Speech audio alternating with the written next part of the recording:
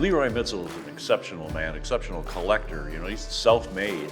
His collection is pretty much unbelievable. The number and quality of what he's offering, I think, is unsurpassed in our experience.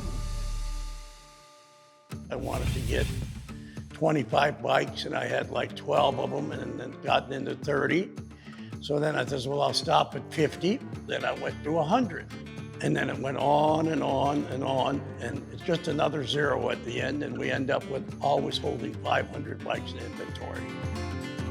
His collection is pretty much unbelievable. It's the largest and most extensive collection of Japanese motorcycles, for sure, that I know of anywhere. All of Lee's motorcycles either are in current running condition or could be within an hour or two. And he rides them. He might be out on one of his more recent Harley-Davidsons, or he might be on a 1960s Japanese motorcycle of some kind. I ride a brand new Yamaha VMAX at 200 horsepower. I run a Kawasaki 1300. I run whatever it runs. I run crotch rockets, I run dressers. They're all different, and they all touch my heart. Rarely do we see a Japanese motorcycle collection of this size, over 100, come to our auction in Las Vegas. There's a 1982 CB 1100R, which is a very desirable motorcycle nowadays. When one of these come up for sale, this 1100 Honda, it's a rare bike. It was never sold in the United States. It was shipped over from the other countries or whatever. And when one of them come up, you don't want to pass it up. Lee has a 1982 Suzuki GS 1000 Katana. It's early in the Katanas, and they've become a very collectible motorcycle for good reason. They're attractive and they're an extremely good motorcycle. This one has very low miles. It's an exceptional machine.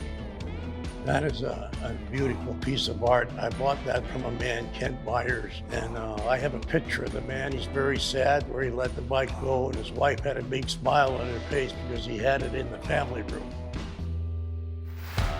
There's a 1983 Honda CX650T turbo motorcycle, which is an exceptional bike, low production. This is an extremely nice one. In addition to that, Lee has sent to this auction multiple turbocharged motorcycles from the factory, from different manufacturers as well. This come from the Kent Meyer collection. We have all his turbo bikes. They were coming up on the auction block. Somebody's going to have a nice turbo collection. Lee has a Brickstone 350 GTR, which is a pretty rare bike. Brickstones are kind of a rare mark nowadays. They ceased production early in the 70s. What I like about the Brickstone, I believe it's got a 6-speed transmission, downdraft carburetor. It's very unique. I drive this bike. I put about 500-600 miles on the bike, and it does a wonderful job. The story was that the other Japanese motorcycles asked them to quit selling motorcycles because they were buying their Brickstone tires, and they didn't want to buy tires from a competitor. They should have never went out of business. I love the Brickstone. There's a number of Harleys in his collection that he's going to let go. There's a 1920 Model W Sport Twin, which is a rare bike that we don't see very often. His, of course, is very nice. He has a 1965 Harley-Davidson FLH. Well, the 65 is one of my favorites. It's the last year of the Panhead, first year for electric start. He also has a 1972 FLH Electra Glide that's in a unique color. I believe it's only a one-year color, being black and red. It's a very attractive bike. That was only 1 year, that color. And I fell in love with this color. It's a beautiful piece of art, and it runs excellent. Lee has a Scott Flying Squirrel. I believe it's a 1930. That's early for a Scott that you'll see for sale. They were a unique motorcycle, being liquid cooled in 1930, and also a two-stroke. They have a sound like really no other motorcycle when they run. There's a 1914 Henderson Model C that he's sending to the auction as well. 1914, by then, Henderson had shortened the frame of their motorcycles. It looks a little bit more like a modern motorcycle. This one's very nice, so that's going to be a great acquisition for someone as well.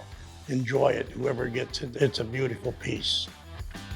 Lee has a 2005 Banker Superior, which is a more modern tank on, of course, the famous Brough Superior. This one presents very well. They're a pretty convincing motorcycle and made to ride. So you not only have the Brough Superior looks at a much reduced price, but you know, it's ready to go down the highway. Probably one of the more unique motorcycles that Lee has is the 1976 Hercules 2000, which is a Wankel engine motorcycle. If you remember the Wankel engine, it's a turbine. He has a 1930 Douglas motorcycle coming as well. Douglas is kind of unique in British motorcycles because it's a horizontally opposed twin cylinder. They had a great track record racing in their early years, so when you get a chance to buy one, that's a good opportunity. There's a 1928 BMW R42. Pre-1930 BMWs are very desirable. Well, I seen it one day on the auction block and I thought I had to have it. And it is a beautiful piece. You don't see one of these every day on the block. This one's really nice. I think that this is going to be a great chance for someone to own one.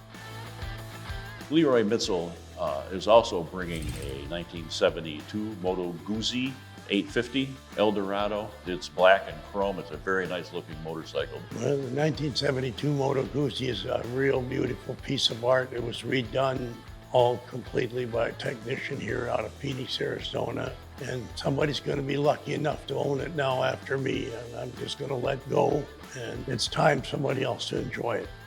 I've been very devoted to this collection a lot of my time. I think I'm going to have some tears, but I'm at the age right now, I think let it go. And I think I'm just going to let someone else enjoy this collection.